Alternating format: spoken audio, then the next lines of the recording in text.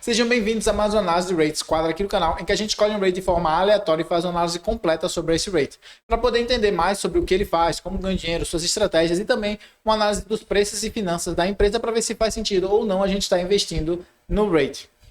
E se essa é a primeira vez que estamos nos encontrando, muito prazer. Eu me chamo Yuri Leite, sou consultor de investimentos aqui da InvestSpace e o rate que a gente vai estar analisando no vídeo de hoje é justamente o Vonovia, um dos maiores rates da Europa, focando em propriedades residenciais na Alemanha, Suécia e Áustria, como a gente vai ver aqui.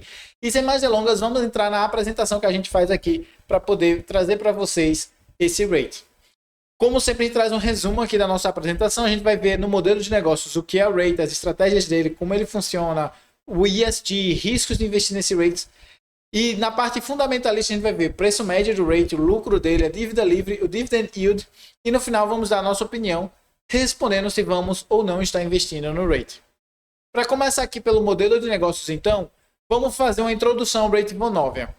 Então, esse rate ele tem aproximadamente 6,25 bilhões de euros como revenue, e desse valor, 2,035 bilhões é o que se torna o FFO, que é o caixa livre da empresa. Eles têm mais de 548 mil residências e tem investimentos na parte de ESG que já chegou na casa de 2,3 milhões de euros. Mas o que é de fato esse rate? O Vonovia ele opera como um rate focado em propriedades residenciais na Europa. Ela opera nos segmentos de aluguéis, adicionamento de valor, vendas recorrentes, desenvolvimento e em cuidados médicos. A empresa oferece diversos serviços como gestão de propriedades, serviços gerais das propriedades, serviços para adicionar valor. Aí eu trouxe alguns exemplos como manutenção e modernização das propriedades, organização e montagem das propriedades, administração dos condomínios, TV a cabo, mensuração, suprimento de energia e de seguros. Aí eles vendem condomínios individuais e casas para pessoas solteiras, que é um tipo de casa especial. Eles também têm desenvolvimento de projetos, onde eles compram terreno e fazem desenvolvimento desses locais. Estabelecimento para cuidados médicos, onde eles têm essas propriedades como se fosse um nursing, né? Uma casa de idosos, uma casa para médicos, alguma coisa desse gênero. E aí ele também oferece aluguéis desses centros médicos para outras empresas, né? Uma terceirizada, uma terceira empresa que aluga deles. E aqui, resumindo tudo isso num gráfico para vocês, eles têm aqui um lucro que vem da parte de aluguel, uma parte também que vem da adição de valor, né, dos serviços que eles adicionam, de vendas recorrentes das propriedades, da parte de desenvolvimento e também da parte de cuidados médicos. Tudo isso totaliza o FFO, que é aquele valor que eu falei, né, que chega na casa dos 2 bilhões de euros. E aí na parte de diversificação, eles possuem propriedades espalhadas na Alemanha, Suécia e Áustria, como eu falei na introdução, mas eles são altamente concentrados na Alemanha. Se vocês verem aqui, a Alemanha representa quase 80 a 90% de todas as casas que eles têm. E aqui, só para vocês verem a parte de ocupação nas propriedades, na Alemanha, essa ocupação chega na casa de 98,2%, na verdade. Na Suécia, chega na casa de 96,6% e na Áustria chega na casa dos 95,1%. Mas na média, né, como eles têm mais propriedades na Alemanha e esse valor é menor, a média da vacância total chega na casa dos 2% apenas.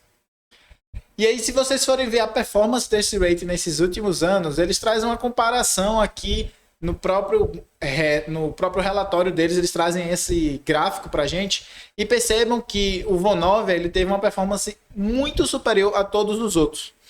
Mas uma coisa que está aqui escrita embaixo, que eu trouxe traduzido em português para vocês, é que na parte do Vonovia, né, na performance do Vonovia e do DAX, eles trazem isso reinvestindo os dividendos, enquanto todos os outros eles só comparam com o ganho de capital. Obviamente, se você não reinveste esses dividendos, a sua performance é muito inferior, né? Então eu já fiquei meio cabreiro aqui, porque eles trouxeram do jeito que meio que tendendo a valorizar demais o Vonovia, mas não o resto, né? Então estão fazendo uma comparação meio injusta. Mas só para vocês verem como é a performance deles, né? Comparando desde janeiro de 2022, percebam que o Vonovia está lá embaixo. Foi o que mais caiu, chegando na queda de aproximadamente 50%. Então, quando você considera de maneira geral, né, fazendo uma comparação justa, o Vonovia está perdendo com relação aos benchmarks. Mas muito dessa queda aqui está ligado justamente ao aumento da taxa de juros, mas eu vou explicar isso um pouco mais para frente.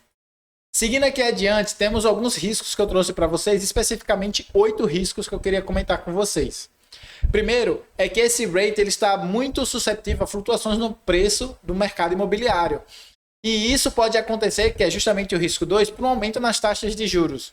Quando as taxas de juros aumentam, normalmente menos pessoas constroem residências, o que faz com que a demanda por aquele bem aumente.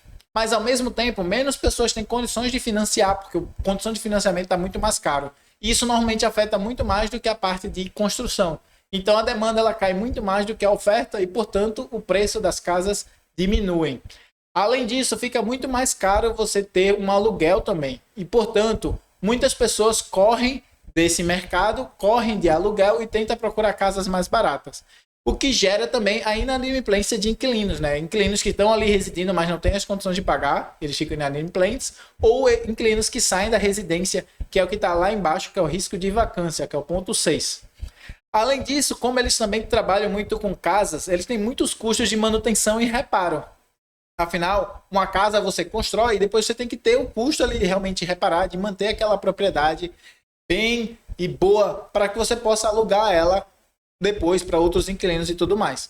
Quem já alugou casa aqui sabe que é comum você ter diversos problemas na casa, no par de banheiro, de cozinha, de entupimento, enfim.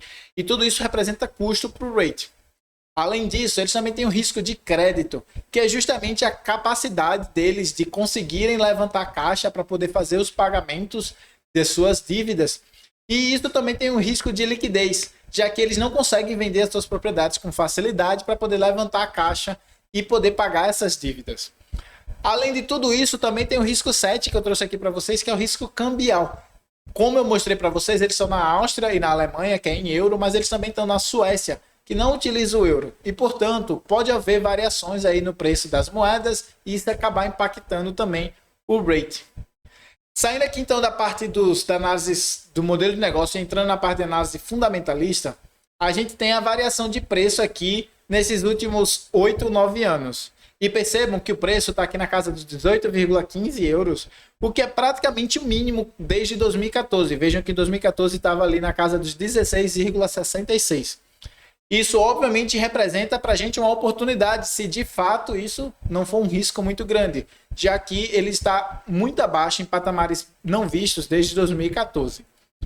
Na questão do lucro da empresa, percebam que o lucro da empresa, o revenue, foi na casa de 8,54 bilhões agora em 2022, né, no fim de 2022. Contudo, se vocês pegarem o lucro mesmo que ficou para a empresa, ficou na casa dos 643,8 milhões negativos, o que representa uma perda de 7,5% na margem do revenue. Além disso, eu trouxe aqui para vocês, mostrando isso graficamente, toda a parte de custos, e percebam que eles estão realmente devendo dinheiro, né? E, além disso, eu trouxe para vocês o Debt to Equity Rate, que está na casa dos 130,8%, feito eu vou mostrar agora para vocês. A dívida da empresa está situando na casa dos 45 bilhões de euros, enquanto que o equity da empresa, se venderem tudo, vai estar na casa dos 34,43 bilhões. Ou seja, eles estão alavancados aí em torno de 30%. O que não seria muito problema no cenário de taxa de juros baixa, tá? Mas como a taxa de juros está se elevando, isso fica cada vez mais difícil.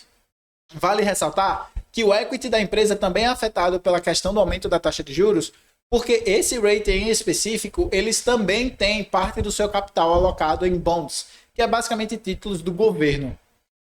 Como a taxa de juros subiu, esses títulos tendem a se desvalorizar e, portanto, eles acabam perdendo em equity também. Se eles segurarem esses títulos até o final da maturação, eles não têm perdas, mas se eles venderem para poder levantar liquidez, eles vão ter que assumir prejuízos.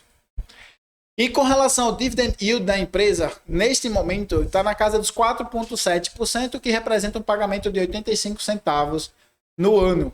Agora, percebam que os analistas estão projetando que isso vai aumentar novamente para a casa dos 8% até 2026, mas isso aqui é partindo da premissa que a taxa de juros caia, que a Europa não passe por uma recessão muito grande, enfim, analistas tendem a errar nessas previsões.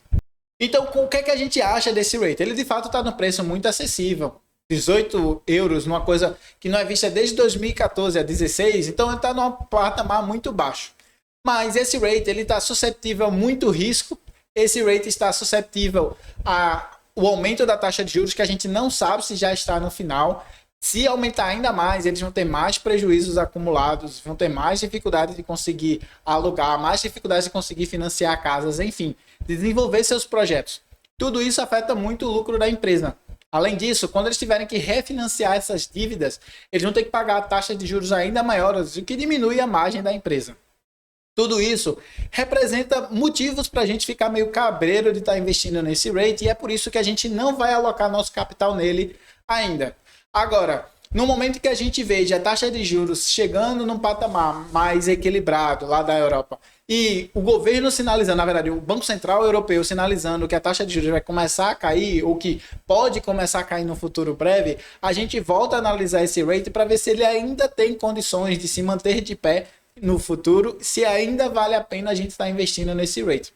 Afinal, o mercado imobiliário de residência na Europa é extremamente competitivo, as casas lá são extremamente caras, os aluguéis, para quem já morou na Europa sabe, que não são baratos. Tudo isso representa para a gente oportunidade para a gente ganhar dinheiro com esse rate.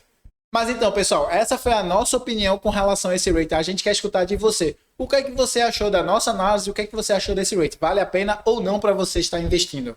Deixe a sua resposta aqui embaixo nos comentários.